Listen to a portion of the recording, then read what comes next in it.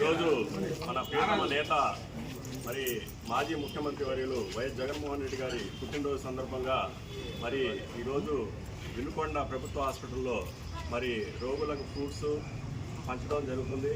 మరి ఈరోజు చూసుకుంటే మరి దాదాపుగా రాష్ట్రం మొత్తం కూడా ఒక పండుగ వాతావరణం లాగా ఈరోజు జగన్మోహన్ రెడ్డి గారి పుట్టినరోజు వేడుకలు చేయడం జరుగుతుంది.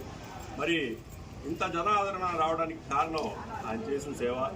మరి ఈరోజు చూసుకుంటే కూటమి ప్రభుత్వం మరి ప్రైవేట్ మెడికల్ కాలేజీలు 16 మెడికల్ కాలేజీలు 17 మెడికల్ కాలేజీలు మరి జగన్మోహన్ రెడ్డి గారు పేద పిల్లలకి ఉచిత విద్య వైద్యం కోసం మరి తీసుకొస్తే అయ్యే కాలేజీలు హాస్పిటల్స్ ఈరోజు మరి ప్రైవేటీకరణ చేయడం జరుగుతుంది. మరి ఇక్కడే తెలుస్తుంది కూటమి ప్రభుత్వం మరి పేదల మీద ఉన్న మరి కపట ప్రేమ కనబడుతుంది. మరి ఈరోజు ఈ కార్యక్రమాన్ని ఉద్దేశించి మన సీనియర్ న్యాయవాదులు మరి ఎంఎం ప్రసాద్ గారు 2 మాటలు మాట్లాడారు. జగన్మోహన్ రెడ్డి గారి యొక్క జన్మదినోత్సవం సందర్భంగా ఇక్కడ ఉన్నటువంటి పేషెంట్లందరికీ కూడా ఫ్రూట్స్ పంచాలి అనేటువంటి ఒక ఉద్దేశంతో రావడం జరిగింది. ముఖ్యంగా ఈ హాస్పిటల్లో గతంలో బ్రహ్మనాయుడు గారు ఎమ్మెల్యేగా ఉన్నప్పుడు, జగన్మోహన్ రెడ్డి గారు సీఎంగా ఉన్నప్పుడు కరోనా టైంలో 400 మందికి ఇక్కడ ఆక్సిజన్తో సహా ఇన్పేషెంట్లుగా చేర్చి వైద్యం చేయించినటువంటి ఘనత జగన్మోహన్ రెడ్డి గారి ప్రభుత్వంలో జరిగింది. అంటే 400 మందికి అంటే దాదాపుగా ఒక్కో మనిషికి ప్రైవేట్ హాస్పిటల్లో 4 లక్షలు ఖర్చు అయింది ఆ రోజుల్లో. అట్లాంటి ఖర్చుని కూడా మిగిల్చి పేదవాళ్ళకి వైద్యం అందించినటువంటి ఘనత జగన్మోహన్ రెడ్డి గారి టైంలో జరిగింది.